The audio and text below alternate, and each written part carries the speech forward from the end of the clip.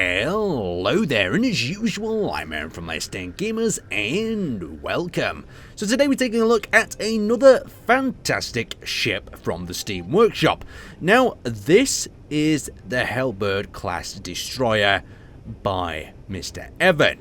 Now, on early impressions, if you actually look at this from a distance, it looks like it is a large-scale ship. But when you got a lot closer, you actually realise this is actually a small ship. It's a bit like an illusion. From a distance, it really gives you the feeling that it's actually a large scale ship, but you're just really far away from it. So if we go a little bit closer, the main reason for this particularly is you can see how he's created the blocks and he's made it almost look like it has the sort of detailed aspects of a larger ship. So I'll spawn my character next to it so you can actually just see the scale of it. There you go. So let's start at the front of this ship, and originally when I look at this on the workshop, I couldn't tell it was this small, and I think that's just quite a fantastic sort of thing. It's kind of a bit of an illusion. So here at the front, we've got ourselves these two rocket launchers. Another thing that's very stealthy about this ship, not alone with the sort of delusional shape, I think what also adds to it is that looks like a sort of miniature type cockpit on the top as well. Now, so you can see we've got the Gatling guns and two missile turrets running up the centre, and you've got this really cool sort of dark dividing line between them, adding a little bit of detail, especially with the corners of each one of them blocks. Something that is really thought about, and what I do really like is how he's sculpted the shape into the side, so you can see how it slowly widens the hull of the ship, half a block at a time as it raises out. What also looks like has happened here is he's used a few different shades of grey, so this adds to also, well, grey and black. This adds to how well it breaks up into the sky. Something I do warn to pilots who paint their ships black like this, if it gets crashed into, well, I'm very sorry indeed. I tend to ram into black ships a lot because I just don't see them when I'm travelling through space.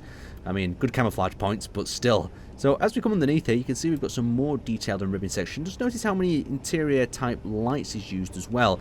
And by just spacing them out in over various locations, it seems to have created that cool sort of mysterious detailing aspect that a lot of spaceships do actually have. So into this section, you can see how he's lowered this sort of turret location, added some armor to the side of that as well. These are all small ship turrets, but they still can do a lot of damage. And as it goes into this section here, we've got this type of venting, what it almost looks like. And it's amazing how a few little ribs like that can add so much detail to the ship from creating a few shadows. So now as we go up into this section, you can see how the armor tends to overlap the inner type hull here. We've got a few broken pistons to create a little bit more detail as well. You can see how the armor's wrapping around and coming up to almost the fake sort of cockpit that really gives it that illusional type design. So as we work a little bit further back down the ship, you can see how he's got some more coils wrapping around the ship, just creating so much detail in such a small little package. And as we come around the back or the lower section, we have ourselves a connector and a Gatling turret.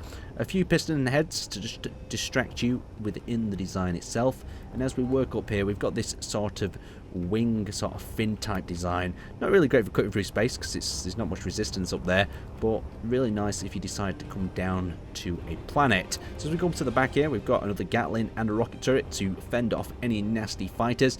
As we come to the back, you can see he's done something more crazy with the lights himself. He's added them to create this blue tint, and it's a very small type engine bay, but very detailed indeed, very square. I really do quite like that. So lower down into this section, you can also see we've got the turret underneath, and just look how it wraps around that hull type design. Just a really unique and beautiful ship. Let's hop inside and I'll just show you how this thing works. Now first off, I need to find the cockpit control that I believe is back here. So there we go, we're actually inside the armoured cockpit on top. And I think it's still amazing how sort of illusional this ship looks from a distance. It looks so much larger.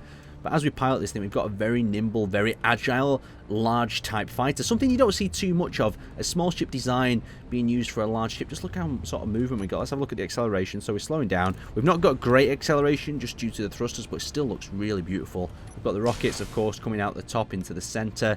Really nice indeed as well. We've also got ourselves a projector, so if we slow ourselves down, we'll be able to see that that projector is probably using some sort of inside repair system. We've got the turrets on and off, as well as hydrogen thrusters for a little bit of extra power, and also probably the ability to go down onto the planet. Now, one thing I will warn about this particular ship, it has recommended that you turn the actual block damage off, and for that purpose it's not really suitable for survival.